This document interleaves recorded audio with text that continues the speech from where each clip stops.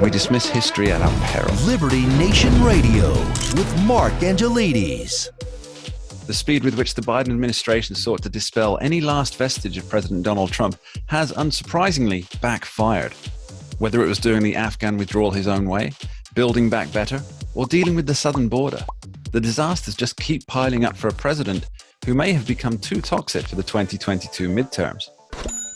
With pressure mounting, can Joe Biden save his party, his presidency, and by no means least the country, before he becomes overwhelmed with political trauma? Welcome to Liberty Nation Radio, heard coast to coast on the Radio America network. I'm your host, Mark Angelides. On today's show, we'll be figuring out why no heads have rolled over the Afghanistan withdrawal and why Joe Biden fails Economics 101. We'll also be examining the disaster down south and seeing whether it's high noon for the Supreme Court. I'd just like to take a moment to send a very special hello to our listeners out on KXYL in Brownswood, Texas on 1240 AM and 102.3 FM. Thank you for being here. Remember, this show is proudly sponsored by LibertyNation.com, where you can access podcasts, breaking news, analysis, and a range of biting and brilliant shows to whet your appetite for freedom and your fondness for the great American Constitution. Let's get started. The fallout from the Senate Armed Services Committee hearings has been a mixed bag, to say the least. With both Senate Democrats and the Fourth Estate running cover for President Biden, it seems that there will be accountability for all, except perhaps for those actually involved. Now it's business as usual in the swamp, and as we all know, the swamp protects its own. Well, here to help us find the cracks in the facade and figure out exactly what was not said out loud, we're joined by retired U.S. Air Force pilot, author, and former Deputy Undersecretary for Defense Controller, Dave Patterson. Welcome back to the show, Dave. Thank you, Mark. Good to be with you. So, Dave, you watched the Senate hearings. We had the Democrats trying to run cover for Joe Biden and the military chiefs trying to tell us that there was no blame at all. What's your analysis? Well, I think that it kind of falls into roughly four categories. First of all, Senator Reid, the chairman of the Senate Armed Services Committee now, kind of set the stage when he explained that most everything that has followed from the flawed Doha agreement that was signed back in February of 2020. So let's just keep score. Let's just keep score on this. That's one blaming for Trump, right?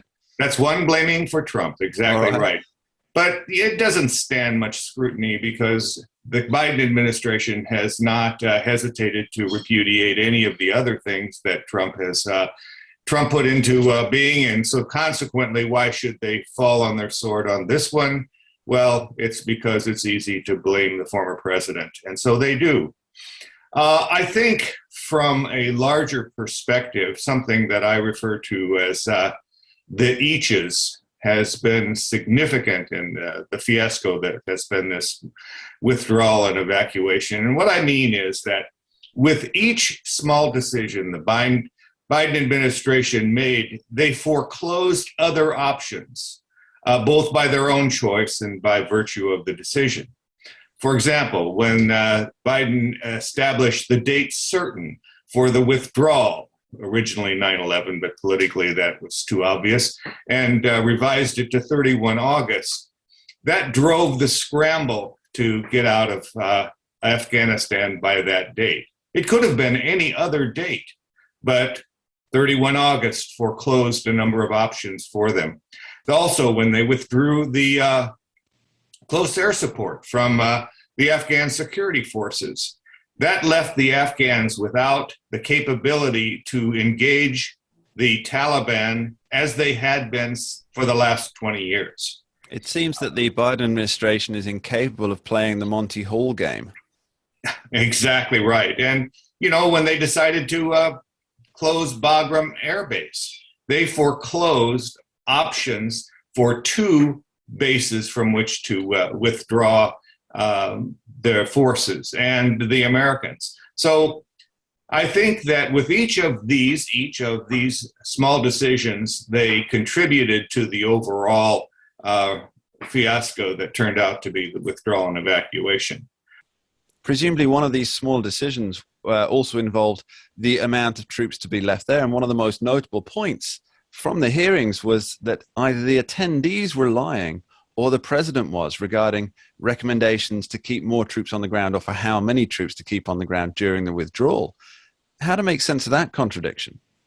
Well, I think that when you listen to President Biden, for the most part, he will always say that he listened to his generals and he got advice from all of them, and is not always as forthcoming in saying, I took that advice, because obviously he did not.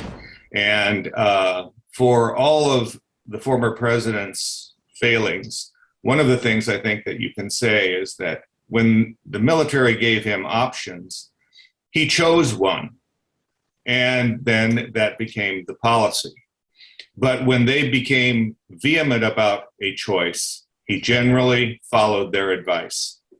And but this president doesn't do that.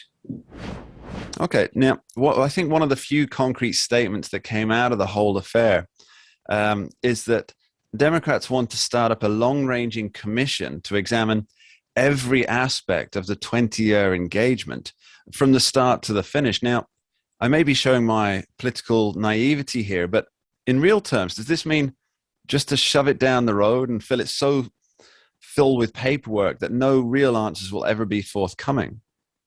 Mark, in the swamp, there are two ways in which you minimize the impact of events. One is to make it so small that nobody cares much about it.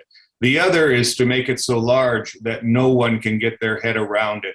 And that's what they have done with this idea of the large omnibus look at 20 years of Afghanistan.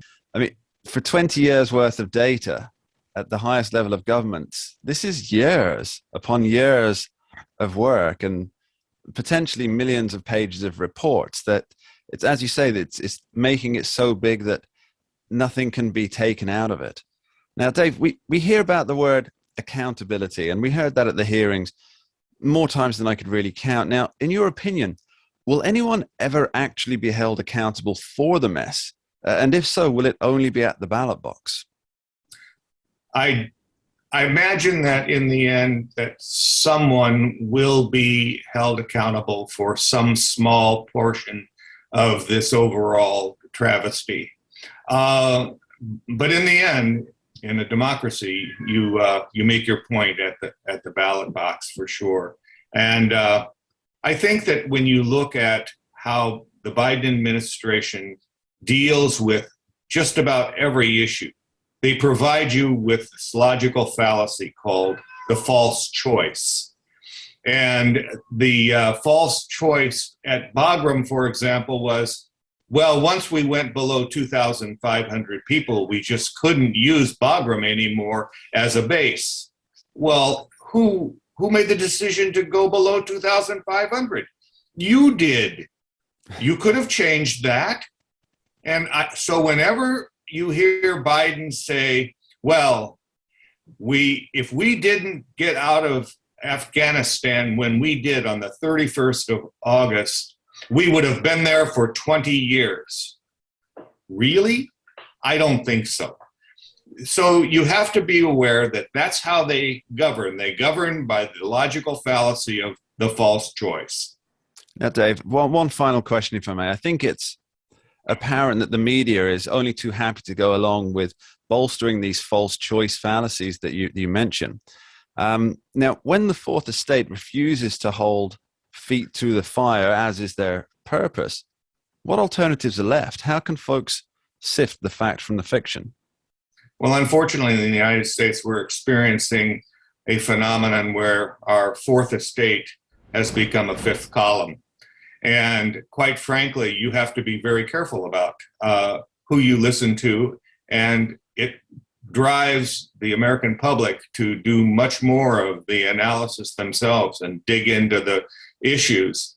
Unfortunately, we're left by progressives with an education system that doesn't always value that. Dave Patterson, thank you ever so much. Thank you, Mark. Always good to be with you. Now, don't go anywhere. Later in the show, we'll be talking about the perils facing the Supreme Court this term on our Talking Liberty segment. But before that, after this short break, we'll be back with Andrew Moran to figure out who holds the blame for Joe Biden's economic illiteracy. We dismiss history at our peril. Liberty Nation Radio with Mark Angelides. Who are we? We are Americans that believe in liberty.